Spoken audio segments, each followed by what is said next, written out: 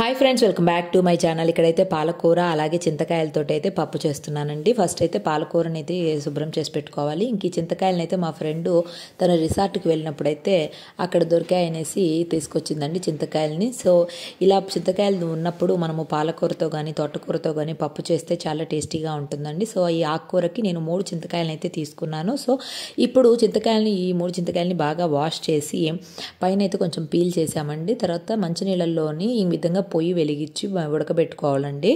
ఇవి ఉడకబెట్టుకోవాలి అంటే మనకి చింతకాయల్లోని గుజ్జుని తీసుకోవటానికి బాగా అయితే ఉడకబెట్టుకోవాలి.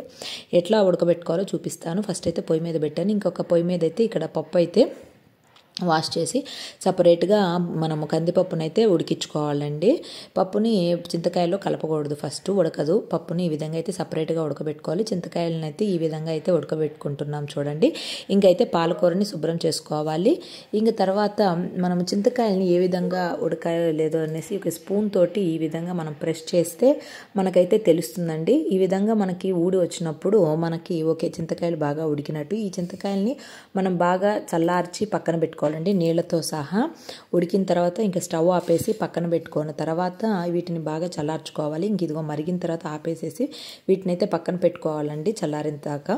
తర్వాత ఇంకా బాణలు పెట్టుకొని ఇంకా ఇక్కడైతే పోపు అయితే పెట్టుకుంటున్నాను చూడండి. ఆవాలు జీలకర్ర వేసి కొంచెం ఆయిల్ అయితే వేసుకోవాలి. ఇంకా ఆయిల్ ఈ పోపు అయితే వేగిన తర్వాత ఈ విధంగా తర్వాత మనము పచ్చిమిర్చిని కొంచెం మిక్సీ జార్లో అయితే వేస్తున్నాను పచ్చిమిర్చి పేస్ట్ కోసం. ఇంకా ఎండుమిరపకాయలు వేసిన తర్వాత పచ్చిమిర్చి పేస్ట్ను కూడా వేసుకోవాలండి. ఈ విధంగా పచ్చిమిర్చి పేస్ట్ చేయడం వల్ల చాలా టేస్టీగా ఉంటుంది, టేస్ట్ బాగా ఇంక్రీజ్ అవుతుంది అనమాట. సో ఇంక ఇక్కడైతే కొంచెం లైట్గా అయితే వేయించుకోవాలండి. తర్వాత కొంచెం వేగిన తర్వాత దీంట్లోకి అయితే మనము కొంచెము ఇంగువ అయితే వేసుకుంటే చాలా టేస్టీగా ఉంటుందండి ఫ్లేవరు.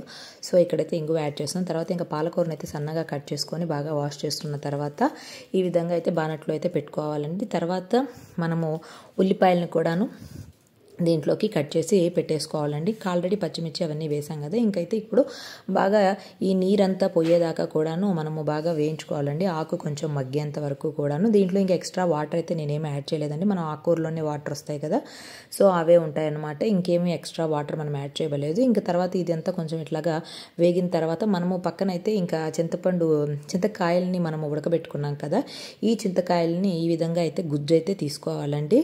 అంటే చల్లారిపోతాయి కదా ఆ వాటర్లో, ఇంకా ఆ వాటర్ని మనము వేస్ట్ చేయకుండా ఈ విధంగా గుజ్జుని అయితే తీసుకొని ఆ వాటర్ని మనము వేసుకోవాలి. ఇక్కడైతే ఈ బాణట్లో పసుపు ఉప్పు అయితే వేసుకున్నామండి. కొంచెము ఆకు వాడిన తర్వాత వేస్తే టేస్ట్ బాగా వస్తుందన్నమాట.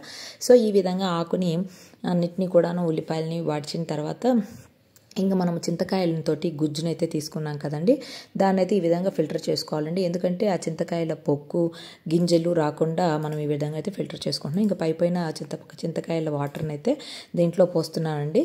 ఇంకా తర్వాత దీన్ని బాగా నీరంతా కూడాను బాగా ఇంకిపోయేదాకా మనం బాగా బాణట్లో అయితే వాడ్చుకోవాలండి. మీడియం ఫ్లేమ్లో పెట్టుకొని బాగా అయితే ఈ విధంగా వాడ్చుకొని ఈ విధంగా ఈ కన్సిస్టెన్సీ వచ్చేంత వరకు కూడాను మనము ఉంచాలండి. తర్వాత మనం పప్పుని సపరేట్గా పక్కన ఉడకబెట్టుకున్నాం కదా, ఇంక ఈ పప్పునైతే మనము బాణట్లో ఉన్న ఆకుతోటి కలిపి మిక్స్ చేసుకోవటమేనండి.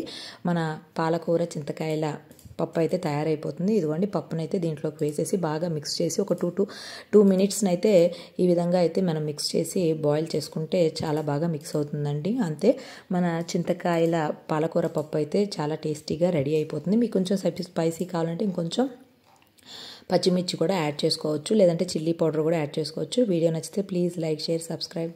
బాయ్.